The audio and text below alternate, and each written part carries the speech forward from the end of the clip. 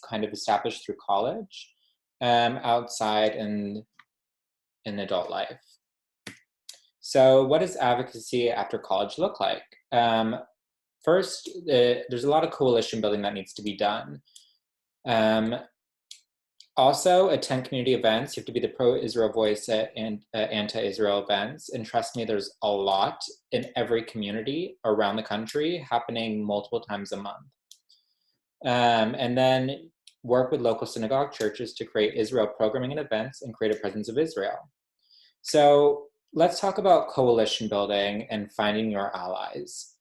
This can be done by going to your local synagogue, church, JCC, and connecting with people or community leaders that have the same interests as you, that want to have a pro-Israel kind of coalition as adults to counteract anti-Israel sentiment that's happening all around your community. And I know that you may not really see it, but it's actually there, and you'll see that in a second. So find your people, reach out to other members of SSI. They're your biggest ally, to be honest. So other members, other students that just graduated, if they live in your area, or maybe they were at a different college, but they moved to your area, find a way to reach them and start a little group with them. Again, reach out to your local synagogues. And the easiest way to find out the people that are part of your synagogues or churches or JCC is look up the people that are in online. It will show you admins for the administration, and you could reach out to them, send a quick email, and see what they say back if they're interested in maybe forming a little group. You don't want to be afraid to reach out to the community leaders, because even though some of them are maybe in their 40s, their 50s, their 60s, whatever, you don't want to be afraid of that, because we're now past that college age and you're looking for other people that maybe are more established or here in the community. Another good thing that I did was I actually created little flyers and I posted them up around the little synagogues in LA, saying that I wanted to start like a little pro-Israel coalition, and that worked out really well. There was a lot of hits from that. So find the anti-Israel events. Now, this is actually quite easy to do. If you go on, like, let's say If Not Now, or J Street, or if you go on Jewish Voice for Peace and type in your city's name, I can guarantee you there's an event happening that month. Look at this. This is all in Los Angeles right here. And this is 2020, 2020, 2020. This is all within a few months of each other, happening outside college campuses. And these are targeting, adults. And these adults also have children, probably at your colleges. And they're changing the minds of them. So you'll notice that majority of these times start after when you're not at work. Because obviously part of this is doing what I do. I'm not in the pro-Israel field rather anymore. I work in a different area, but I'm still remain active doing this. So if you see all these events, these are all that have happened. March 1st, February 25th, January 26th, held by Jewish Voice for Peace, If Not Now, LA, J Street, Los Angeles. And here's more. You have JVP, Peace Plan, Resist the Sham. You have Divisions over Israel and Palestine among Jewish Americans. You have Israel and the Question of Apartheid. These are literally all happening in Los Angeles. There's one on here that was happening in New York, and I did post that just so you could see. They're all happening around the same time too. So the other thing is, while it's not exactly possible to be at all of them, try to be there for some of them at least, because if you want your voice to be heard, you want to be that, that presence of that pro-Israel presence there, because that's what's lacking. And you have people with all different mindsets that are going to these events that maybe just don't know anything about Israel, don't know anything of what's going on or the conflict or anything, and they just want to learn, and they're going to these ones, and they're getting a very strongly minded, one-sided opinion and one-sided view. So be there to counteract that. I mean, you have to be. So like, for example, the city of West Hollywood was hosting a anti-Israel film. We were there. I was there with signs, flyers, tables, and we built that coalition. We connected with local LGBT Jewish organization, JQ International, the Persian Jewish Federation, um, local synagogues, Kolami, so many different organizations. We all came together, and it was very bipartisan as well. Like, we had log cabin Republicans. We had so many different people. It was really cool. And so you can be there, you can show up, make simple signs, print them out. You know, it's very cheap to do.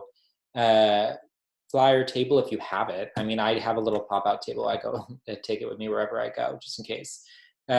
Just like college, being there, having that presence creates an impact on people. Create dialogue. That's the most important, the crucial, most important, crucial thing that it's going to maybe help these people change their minds and show them the other side. You can be that voice of change outside the college campus. Right here, this was a flyer that we created to debunk the film shown by the city of West Hollywood. You know, obviously you're not going to have time to do all this. However, if you reach out to a few other organizations, including SSI, they're here to help you. Outside of the college campus even, they can help you or find someone to help you make these flyers if you don't have the time for it. Or reach out to me and let's see what we can do if there's an event going on in your area.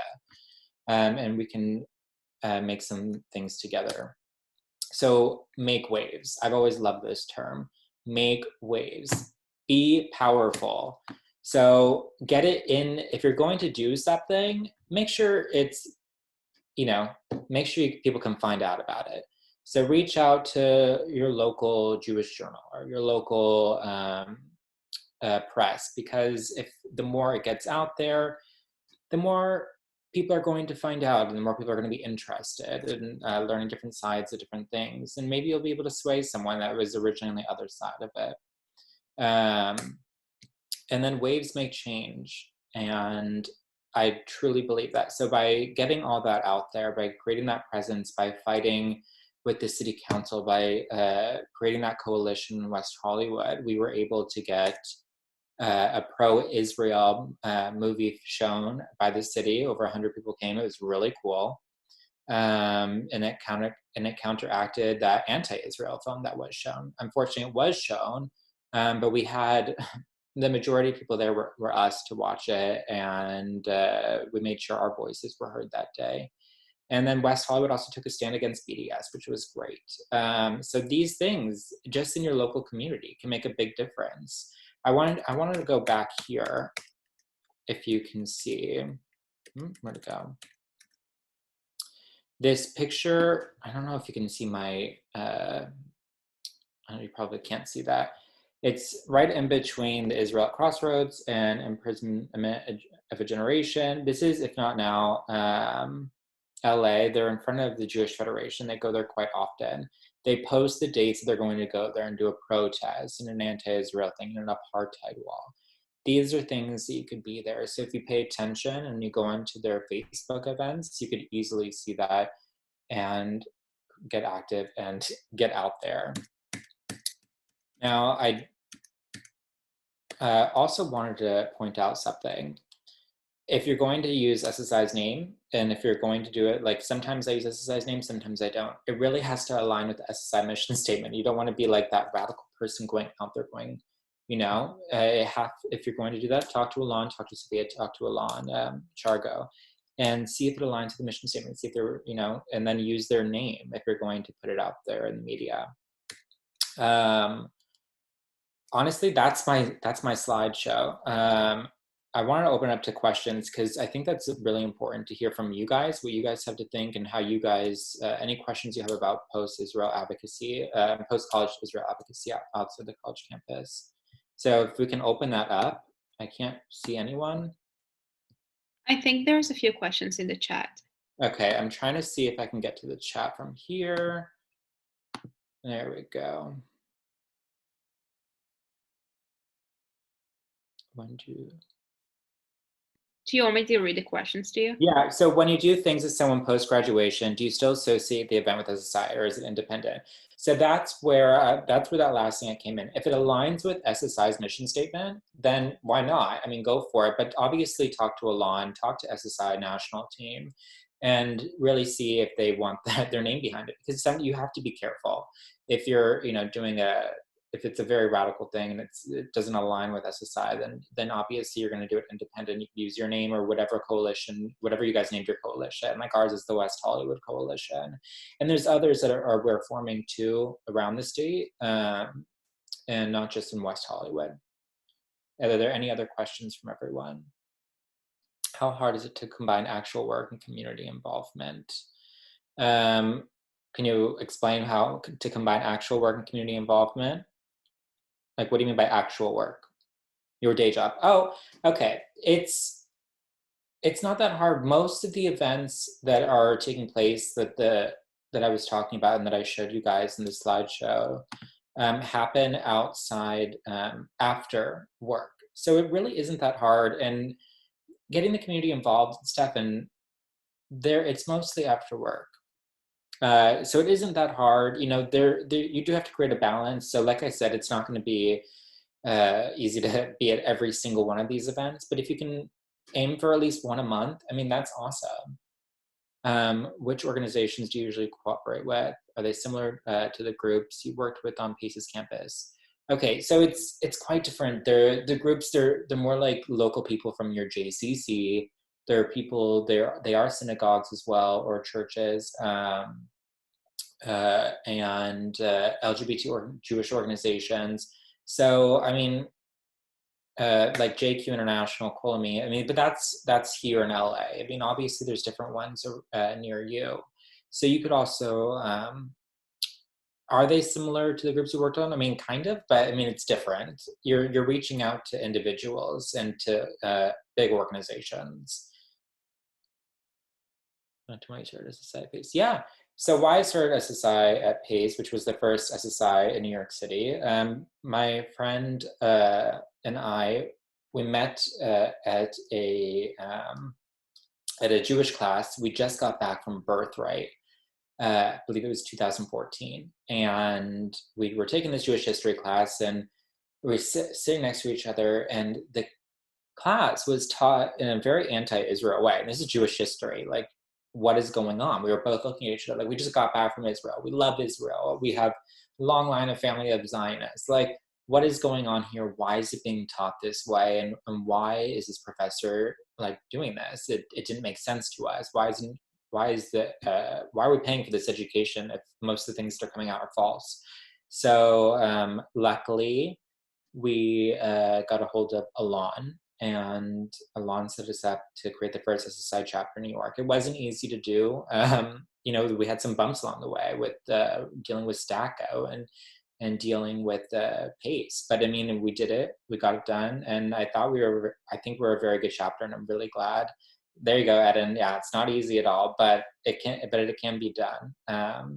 And once we had that presence on campus, it was awesome, because then we were able to combat the SJP that was there and different things and different other organizations. Do you host regular meetings or have a board for your coalition? So we host meetings once in a while. It's more when something major is going on.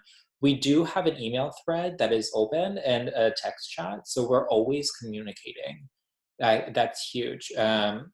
It's not always going to be easy to meet with everyone, because everyone does have different work schedules. However, if there's a major event that's going on within the city, you're obviously going to come together.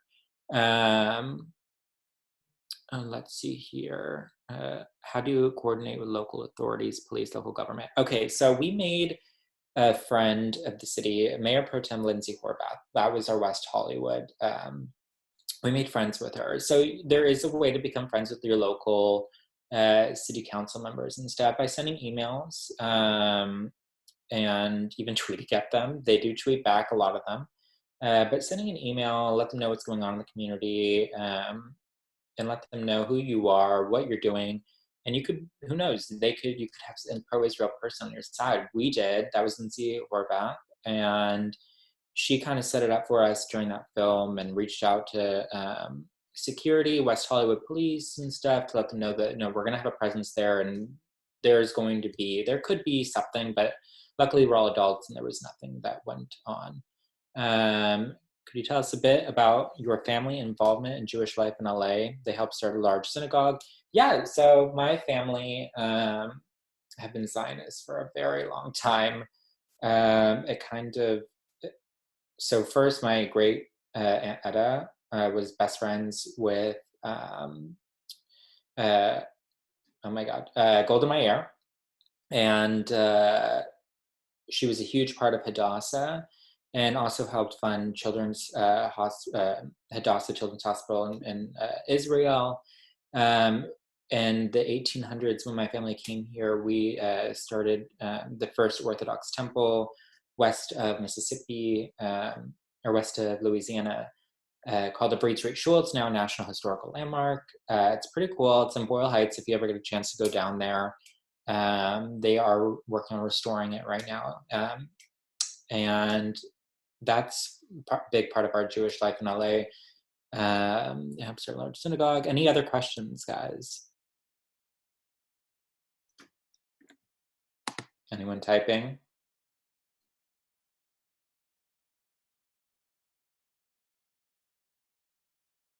Nope. Anyone can people still hear me? Yeah, we can hear you. Okay, good. Are there any more questions, guys? Sean, I know that you talked about it at the national conference, but I know you had some struggles post-grad with a lot of anti-Israel activity, and I know you touched on it in this presentation as well, but I think that you had some more examples that you encountered that you were talking about at the conference. It was kind of like a long series of struggles that you had to overcome. I mean, yeah. So, I mean, the struggles for me in the beginning after college was you crave that. It's almost like you crave the fight. You crave wanting to inform people. You crave wanting to be on the offense. You crave wanting to be that pro-Israel voice. And I think the struggle for me that I had to overcome was trying to find how I could do that outside of college. Because when you're on campus, let's face it, you're facing this stuff every day. You're walking into it every day. There's a meeting every day. There's something going on, an event every day. Outside of the college campus, it's not like that. It's not in your face every day. You're not walking to class and there's an apartheid wall. You're not walking to class and there's a poster to your left or to your right, or someone, trashing Israel. So finding the stuff was challenging at first until I, started looking on these, on the Facebook events, and you can type in Palestine and just in Facebook events and click your local area and you can find out what's going on. But then the other challenge was creating that coalition, and I mean, finding it wasn't easy, and that is a struggle on its own. So you really do have to work with. That's why I said SSI, people that just graduated, or even still some students that want to be involved outside of the college campus, are going to be your biggest ally. And then second will be reaching out. I mean, but you have to overcome that hurdle, and you can't be afraid to reach out to people. I mean, these aren't college student ages. These are people in their 30s, 40s. And I'll show you an example. I get reached out to now all the time by people within the community who are looking to get involved in their own communities. So for example, I'm sorry, this is on my phone and this wasn't in the thing, but this person right here, and I shouldn't probably show the name, wanted to create her own organized, coalition somewhere else, and help her do that. And but you just have to be able to find the people, and not be afraid to reach out. But don't be afraid to post a flyer in your local JCC or reach out to a synagogue. Another question. How do you handle anti-Israel individuals in the workplace? Wow. Okay. That's an interesting one. How do I handle it? I haven't really faced much of it in the workplace, to be honest, but you have to be professional. If something gets uncomfortable, then you're going to have to bring it up to HR, because you do not want to create that in the workplace. You don't want that. You need, if you're going to be dealing with that, and you are dealing with that right now, you need to confront HR and say that you feel uncomfortable and that it's creating a hostile work environment if they're attacking you for your views. When you're no longer a student and it isn't as pertinent, how do you discuss an outward bias amongst coworkers or peers post-grad? Okay. How do you discuss an outward bias amongst coworkers and peers post-grad? So whoever wrote that, can you talk to me about that for a minute and give me an example? Yeah, this is Sophia. So I did that because I want you to kind of like explain basically like, let's say you're not in school anymore, right? So in school, a lot of times it's more of discussion based and everybody has an opinion, and, college campuses are where everybody's deciding what they believe. But a lot of times when you graduate, everybody's already kind of had their views taken to a certain level and everybody knows kind of where they stand.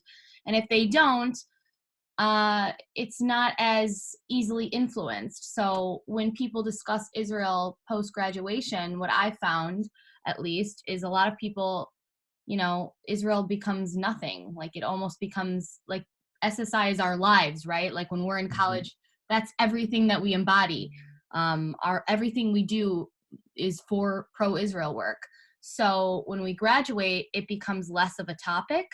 But when it's brought up, how do we discuss this amongst people? So let's say somebody is discussing something they heard in the news about Israel that's blatantly false. And we're amongst peers, which obviously we know the 99% of people who are around us don't know much about it. How do we discuss this in a professional manner rather than a debate or kind of a front to discuss points when talking on campuses? Do you get what I'm saying? I do get what you're saying. I will state this. From the work that I've done outside the college campus, it's a little bit different. Yes, obviously, but these are people that are coming in that are, like I said, older, in their 50s, that do have children that are in college and stuff, and they're not really educated on Israel.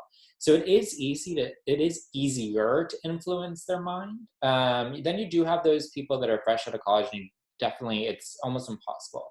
But I think that you have to take the high road and really try to get them to sit down and have a conversation. Over coffee, buy them coffee. You have to make friends with your enemies sometimes. You have to kind of work together and find a way to find common ground. And while it may seem impossible, it has been done. I think we can all say that we've done that with people on campus or outside of campus. It's not always going to be easy, and there are going to be things that are going to come up, some disagreements. But I mean, it is possible to sit down and have a professional conversation without being in a classroom and stuff. It just, you just really have to show kindness, and that you do have another side. A lot of times alumni who graduate want to stay involved with the schools they studied with, but the students who are younger in school don't want them there. Where do you find the balance knowing you went but not your ground anymore? Good question. Gosh, that is a good question. So I totally get that. I mean, if I still lived in New York, trust me, I'd be at pace every day, fighting with that and everyone, because started it there. But yeah, you sometimes have to take a step back and let them lead, because you're hoping that from what they saw you do, that they either can make it better or do something different with it. So reach out to to the current president, to the current board of that school, and see if they want you there for an event or need your help for something. Because obviously you still want to be involved, especially where you went to school with. I mean, that's that you spent 4 to 5 years, maybe longer, of your life there on campus. The students who are younger, the presidents, I think that they also need to work with the people, the alumni that graduated, because I think it's important, because that's part of the coalition building for outside the college campus. So you have to do that, and I think that they need to both find the balance. And if there's an event that maybe that they actually can't get into for security reasons, because some schools are very tight with that. You have to show student ID. You can only have certain guests in. You have to let them know that that's not going to happen. But you also have to you can give the presidents and the board your ideas, but you also have to understand that they're not always going to take them, because they may want to do things a little bit differently than what you did. Next question, or anything off that?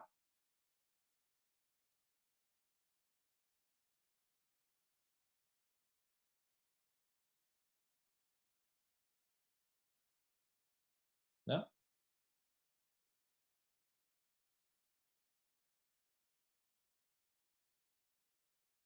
Discuss my role on student board. As which one? On the as an advisor? Yeah. So national board.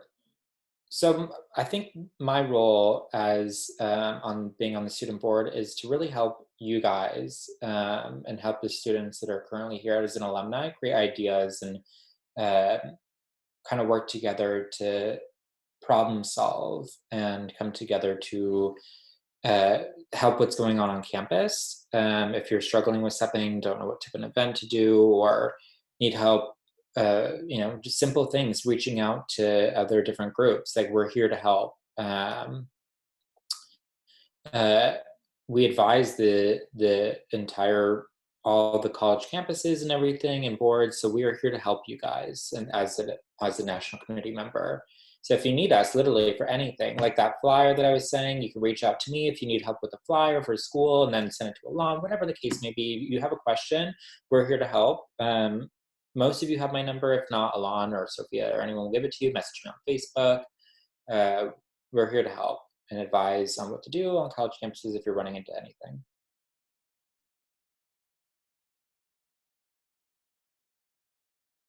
Any other questions? Anything? Sophia? Well, if nobody has any questions, Sean, do you want to drop your Instagram handle so that people can follow you? And obviously, Sean is tagged in our most recent post. You can follow him on Instagram, or direct message us, and we can put you in contact with Sean's permission. I know Elon and I are very appreciative that you're able to stay with us and continue to work with the students, especially after graduation, which is why we're having you lead this seminar, partially because you are the alumni of the year. And we hope that everybody turns out like you in the end. I hope that everyone stays involved. I mean, it's important to stay involved. Yeah. Very, very. And I, like you and I, worked together when we were students, and I think we can both say that we're pretty involved in SSI now, and that's the goal in the end. And everybody is free to reach out to Sean. Please do. Thank you for joining this call. And Sean, Elon wanted me to tell you that he loves you and we love you. Love you guys. And anyone in this group as well, if you want to reach out to your students or past presidents at your universities, and if they're interested in starting a coalition, have them reach out to me, and I'll help them find those voices in their community if they need it. Definitely. All right. Well, thank you, Sean. Thank you everybody who joined this call. And happy Passover, happy Easter, everyone. Yes, happy holidays. Happy holidays. All right.